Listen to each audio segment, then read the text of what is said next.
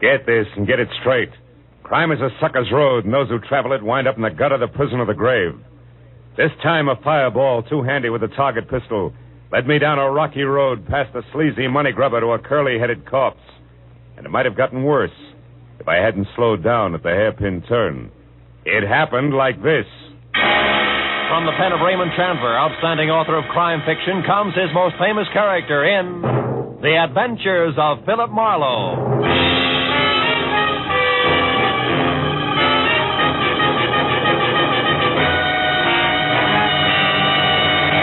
Now, with Gerald Moore starred as Philip Marlowe, we bring you tonight's exciting story, The Hairpin Turn.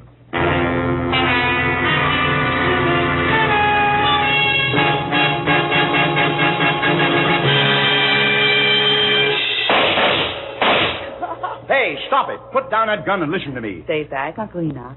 How do you like that? Well, if you could think just half as straight as you could shoot, I'd have nothing to worry about, but you can't. And it's high time you realize that... Oh, there's the house buzzer. Somebody's up at the house, Uncle Enoch. And this is Miles' night off. Well, all right, I'll answer it. I'm expecting a man from the office. But as soon as I finish with him, you and I are going to have a talk, young lady. Do you understand? I said... Oh, what's the use?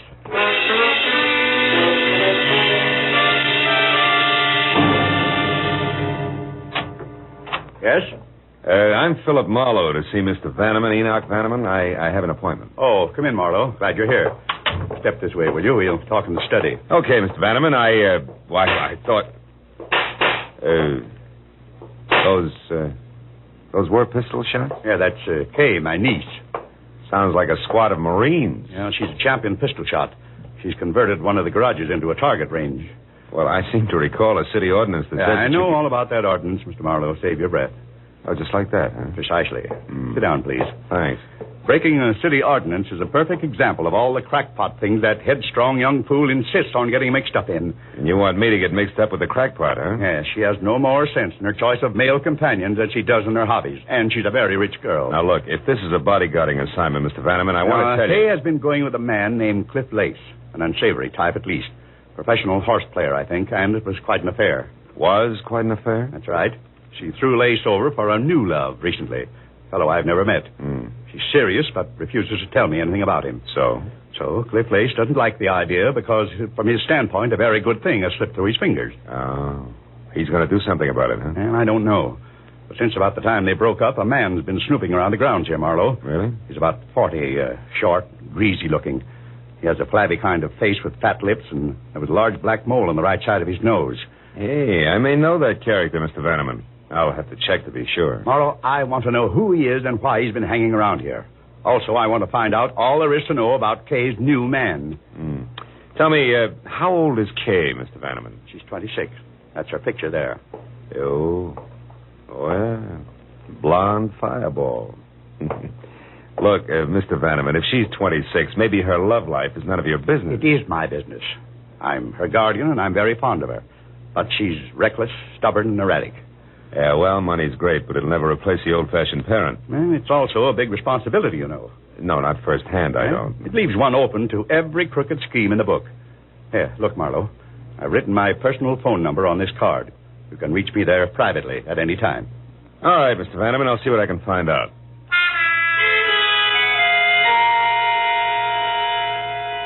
I got in my car and I crossed the 2 acres of tailored flora the Vannemans called front yard. I could see in back the squat, windowless brick building topped by a skylight that housed the target range. Then a minute later, I drove out through the big Bel Air gate into Sunset Boulevard just as Kay Vanneman streaked past me in a sleek new Nash. I was sure I knew already who the snoopy little man who'd been hanging around was. The description of flabby face, fat lips, and mole fit tight on a guy named Mutt Pomeroy, who'd somehow been issued a private detective's license and somehow managed to keep it. He was just about as ethical as a stab in the back. I remembered he had an office in a fire trap on Bronson, so I made that my first stop. Climbed a flight of dark, smelly stairs to a tired door marked Pomeroy, Private Investigations. Well, there was no answer, so I tried the door. Somebody beside Mutt had been there ahead of me. Turned the place inside out. It was a shambles. I spent 5 minutes going over his files, scattered like leaves in November. and was still at it when the door behind me swung shut. Lose something, chum? Hello, Mutt. What's the big idea tearing up my joint, Marlowe? Hey, you know better than that. I wouldn't touch the stuff you keep on file without rubber gloves. Real funny. If you didn't do this, then who did? I came in and found it just like this. One of your clients must have gotten a little careless. You're full of them tonight, aren't you? Yeah. What do you want here, Marlowe? I need a little help, Mutt. No kidding. Okay, chum, sit down. Glad to help out a brother sleuth any time at all.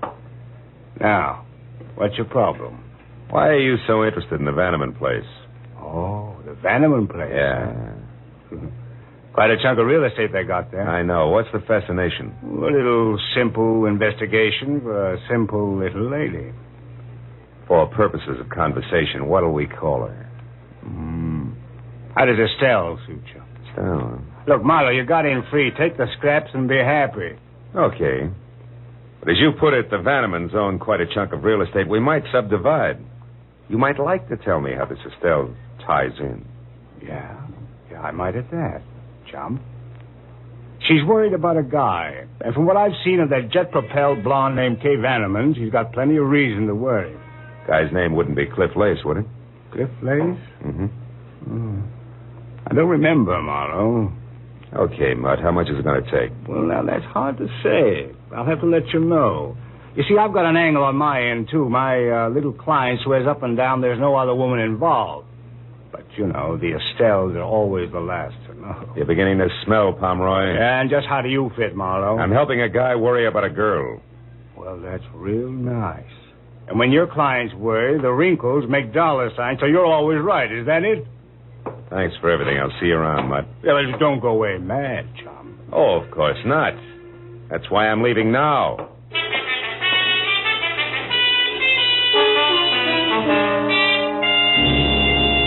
It took a friend at the phone company all of 10 minutes to locate Cliff Lace's address for me, which turned out to be a snug bachelor's nest bungalow style at the foot of the Hollywood Hills, numbered 4300 Cherimoya. I parked, started for the front door, and on the way, past an open window where the silhouette of a man at a telephone was cut into neat slices by a Venetian blind. Oh, but you better want But his voice came through in one piece, and you couldn't miss it. You see, Estelle, I know almost all about you. Oh, yeah. I got your name earlier tonight from a mutual friend, Mr. Mutt Pomeroy. Yeah. I think it's about time we got together for a little business conference, huh? Now, right there at the plaza in, say, 2 hours? You'll still be registered as Ruth Bridges. Good. Goodbye, Estelle. When he hung up, he moved over to a bottle of Johnny Walker Scotch. I waited until he'd helped himself, and then I went to the door.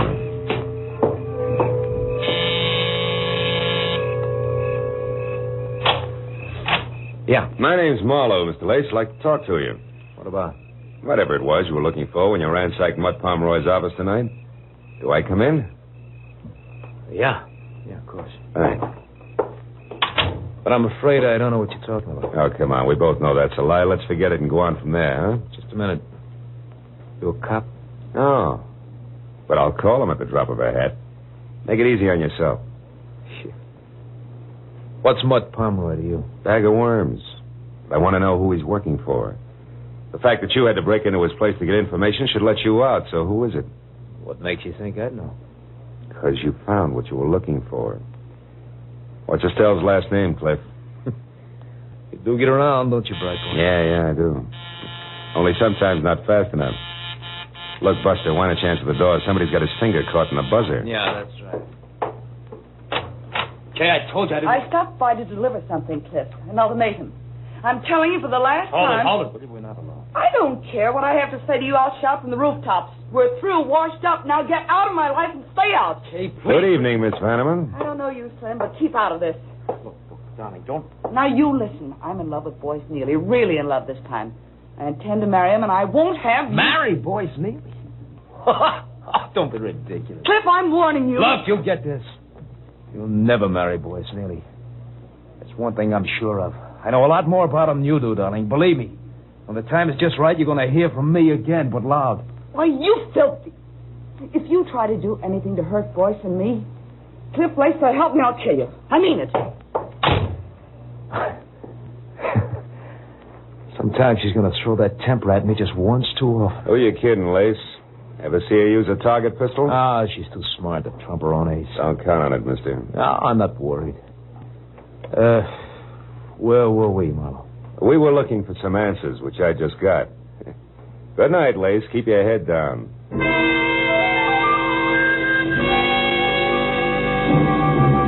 The way things were breaking, I was sure if I didn't get to the woman named Estelle before Lace did, I wasn't going to get anywhere. So I spent the next hour folded up in a phone booth running down the list of respectable and semi-so hotels with the word plaza either fore or aft. Finally, a flute-voiced night clerk in a mid-Victorian number called the Royce Plaza confessed that they had a Ruth Bridges, which was the name that I'd heard Lace mention. She was registered from Santa Monica, but at the moment out. I was convinced that she was really Estelle, Mutt Pomeroy's client. So I drove over to the hotel, invested $5 for the night clerk, picked up a newspaper, and waited. Halfway down the sports page, a prim brunette came in who would have been pretty without the overload of nervous strain stamped on her face. As she crossed the deserted lobby, the clerk gave me a nod, so I called her name, caught up with her at the foot of the stairs. You called me? Yeah, if you could spare me a minute, Miss Bridges, I'd like to talk to you. What do you want? Well, my name's Marlowe. I'm a private detective. A private detective? Yeah, look, honey, let's move over into the corner. You know, that boy on the desk is going to sprain his neck if we don't. But what do you want with me? Well, suppose we start off with your real name, Estelle. What's the rest of it? Neely, maybe, huh? How did you know that? It's taken me all evening to get it. That's the only way it figures. It's right, isn't it? You're married to Boyce Neely? Yes. Mm-hmm. I'm Mrs. Boyce Neely, but what business is that of yours? Well, that's what I'm trying to find out. You hired Mutt Pomeroy to check on your husband because you're worried about him, right? Why? Boyce is in trouble. He's in a jam, that's all. Is it money? No. Boyce does very well. He's in real estate in Santa Monica. Oh, maybe with the law, huh? Yes. Yes, I'm afraid so. He's been acting so strange. He wouldn't talk to me or anything. I just had to find out what was wrong. I see. Well, look, what's your connection with Cliff Lace? Why, I don't know any Cliff Lace. Oh, come on, baby. Take it a little easy and try again. Cliff Lace, I know you called him tonight, and he called you. All right. He wanted to talk to me about Boyce and some girl named Kay Vanneman, but he's crazy. I know he is. Boyce is not mixed up with another woman. He couldn't be. I hope I meet your husband soon, Mrs. Neely. I'd like to punch him in the nose. What do you mean? But Pomeroy was right. The Estelles are always the last to know. Look, do me a favor. Will you go up to your room, go to bed, and get some sleep? You're going to need it. All right. Thank you, Mr. Marlowe. Hey, Buster, where's the phone? Oh, right over there, sir. Good book? Uh-huh. Huh? Oh, yeah, great. Chandler's new one, you know. Chandler. Where have I heard that name before?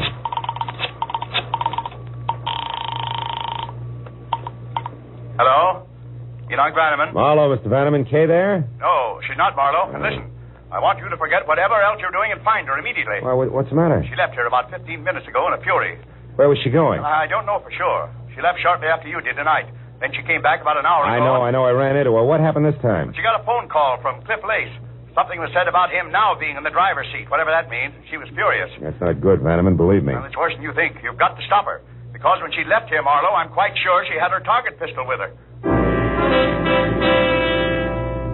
I hung up the phone, ran out to my car, and headed back to Cliff Lace's bungalow on Cherimoya. But Kay had a 15-minute head start, and at that hour, in her frame of mind, to drive in from Bel Air was a hop, skip, and a jump. The only hope was in Lace himself being smart enough to know that he'd overplayed his hand. The street was deserted when I pulled in and parked down the hill from the place. When I got to the front door and found it unlocked, I eased it open and went in. The living room was dark, but there was a light on in the bedroom, and I started for it. Before I saw the bulk of a figure leaning against the dark side of the frame. Come on in, chum. Make yourself at home. What are you doing here, Mutt? Easy, Marlowe. There's no hurry. Not now, there's not. School's out, chum. Where's Lace? Inside. It was nice, clean, accurate, and exactly dead center. He never knew what hit him.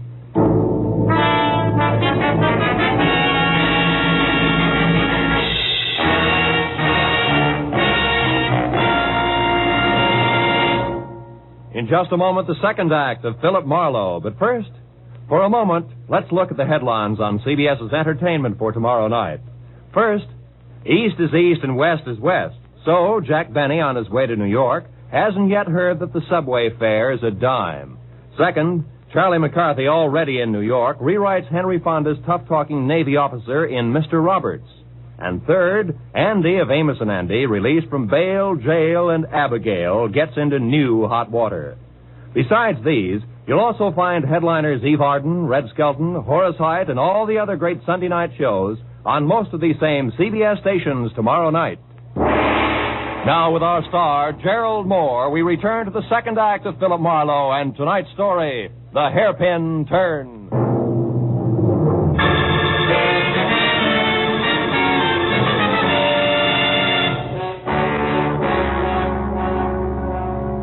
A small, neat hole front and center at his forehead said that Cliff Lace had been shot to death. And everything from jealous motive to target pistol method pointed directly to Kay Vanneman.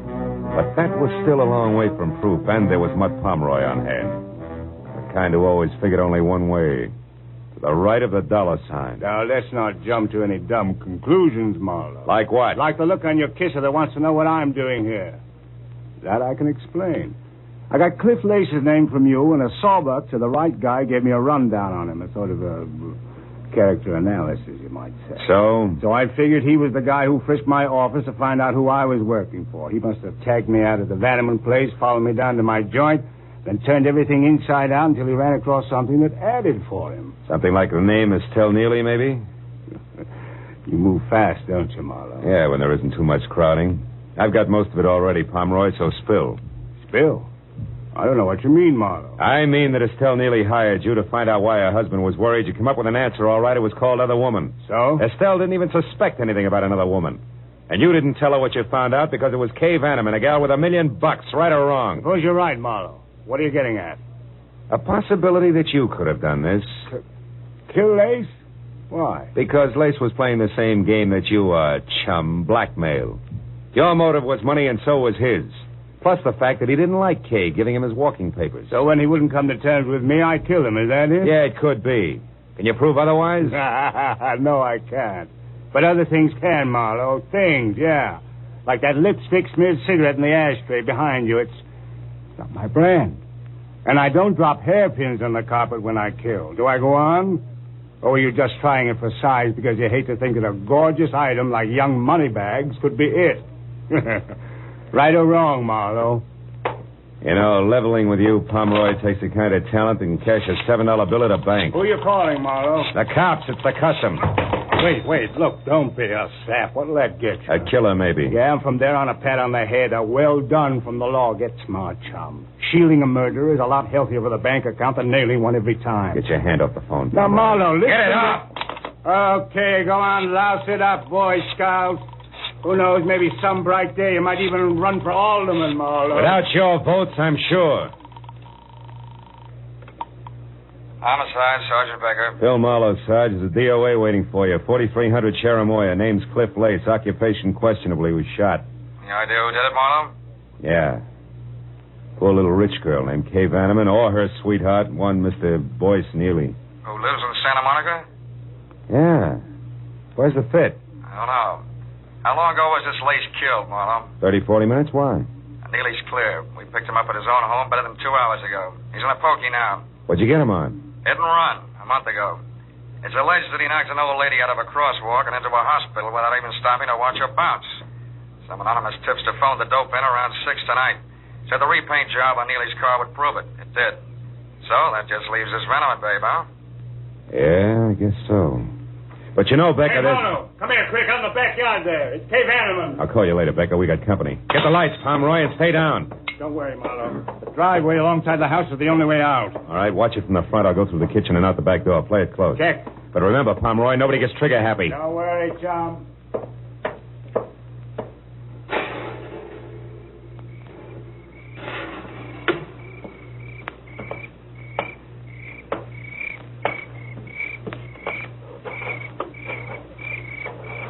Kay!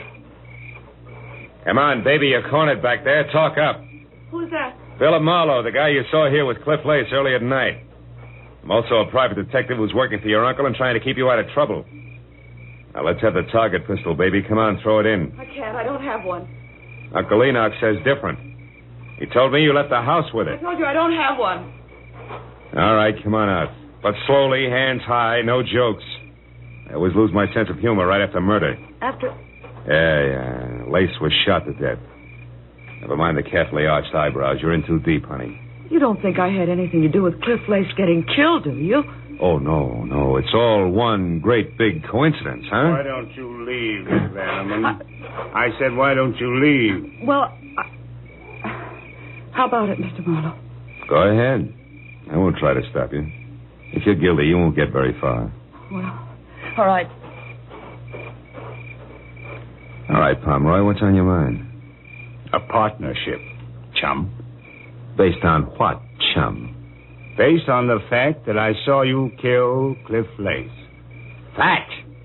You what? Yeah.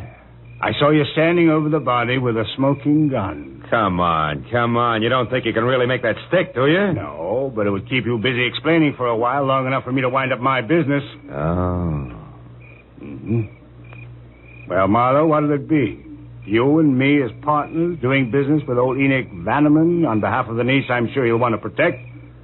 Or me in business for myself? Well, which? It'll be partners, Pomeroy. Okay, chum. Let's get inside and clean up. The lady was kind of careless around the edges. Hey, the split. How far does it go? 50-50. Fair enough. Fair enough. After you, Phil. Now get that cigarette butt and the hairpin on the copper there. Then tell Sergeant Becker that you were jumping the gun about the Vanneman girl because you just found out that she was at home all night. I'll check the rest of it. Okay, Mutt. First the cigarette butt, then the hairpin. Hey. What is it, Marlowe? What's with the hairpin? Why'd you say... Marlowe, quick, get the light. Someone's out front. Don't shoot it. Maybe the law. In skirts? Look, get in that car over there. It's a babe, and 5 will get you 10 that she answers the name of Kay. Oh, that jerk's going to be a Lulu to protect. Yeah. Well, we better go in. Hey, the hairpin you dropped into your pocket, Marlowe. What's so special about it? Oh, nothing. It was just a hunch I had. Forget it. Marlowe, I want to see it. Okay. Here. Get a good look. Partner.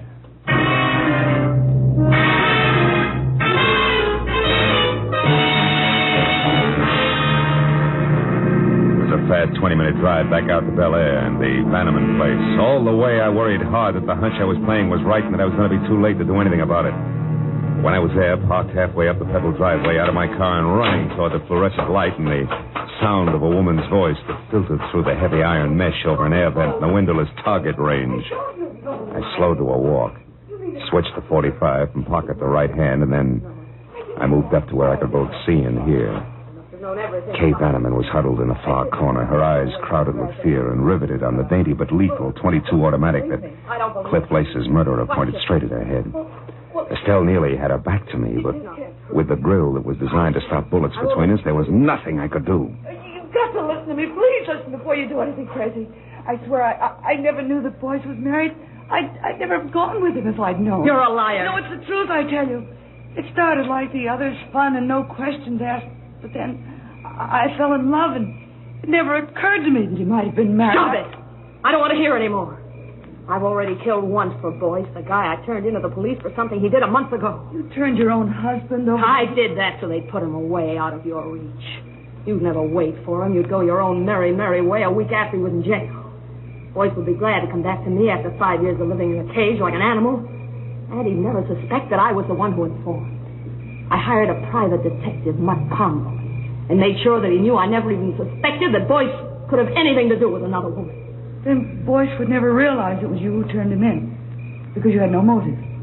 Mutt Pomeroy would be a witness to that. I killed Cliff Lace because he traced me from Pomeroy, and then found out that I was the one who told the police about Boyce. He would have blackmailed me forever. And I'm not sorry. Nor will I be when I kill you. Now sit down, Miss Vanneman, and listen carefully. I couldn't shoot. I knew that it would be disastrous to yell, but I had to do something in a hurry. I moved up quietly to the door. It was locked. That only left one chance, a skylight on the roof. The building was low, and a lawn chair nearby was all the help I needed. When I was up and over to the skylight, there was glass and no mesh underneath. I still hadn't made it, because from that angle I could see Kay, but only hear Estelle. Now you know just what kind of a woman is going to kill you. But why me? I told you. I don't care what you told me. It was you, young and beautiful, that started all this. All this is almost over now because the other detective, that Marlowe, knows that I killed Lace. Found a hairpin there. I saw him from a window. I saw him pick up the hairpin, Miss Van. No, stay back. The black hairpin that couldn't possibly belong to a blonde like you. The hairpin that said Marlowe knows that I killed Lace. So I'm through, and I know it. But before they get me, my hand. Marlowe, is she dead? No, just out. Well, fireball, any appropriate wisecracks? Wisecrack? Not for quite a while, Marlowe. I'm too scared.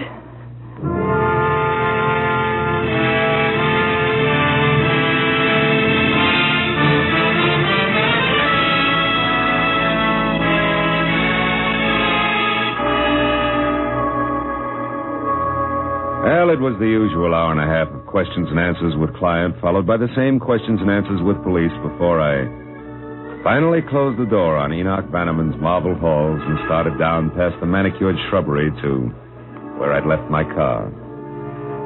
Outside, the night was cold and clear. As I walked, I looked up at the vastness overhead and wondered why I had the kind of job that made me no more than a houseboy with gun for a rich guy with a badly spoiled niece.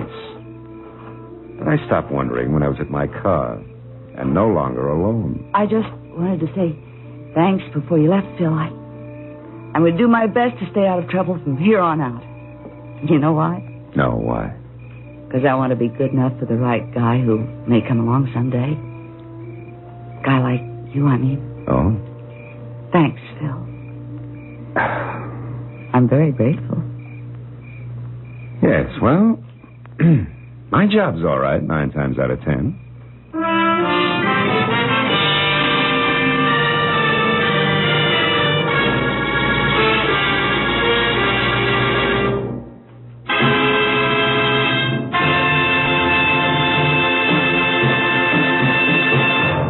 The Adventures of Philip Marlowe, bringing you Raymond Chandler's most famous characters, star Gerald Moore, are produced and directed by Norman MacDonald and are written for radio by Robert Mitchell and Gene Levitt. Featured in the cast were G.B. Hunter, Jay Novello, Olive Deering, Ralph Moody, Tony Barrett, and Charles Russell. The special music is composed and conducted by Richard Arant. Be sure and be with us again next week when Philip Marlowe says... It happened in a place called Bay City where I was unwelcome to a fat fry cook with a secret and a dapper gambler who smoked oversized cigarettes. But where to the long arm of the law, I was poisoned.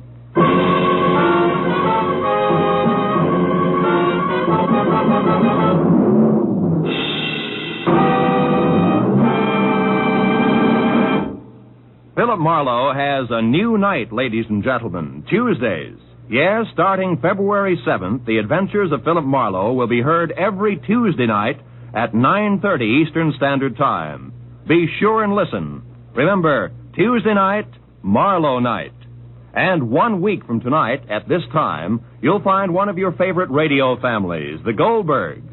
Yes, Molly, Jake, Sammy, Rosie, and all their friends are moving from Friday nights on CBS to Saturdays, starting next Saturday. This is Roy Rowan speaking.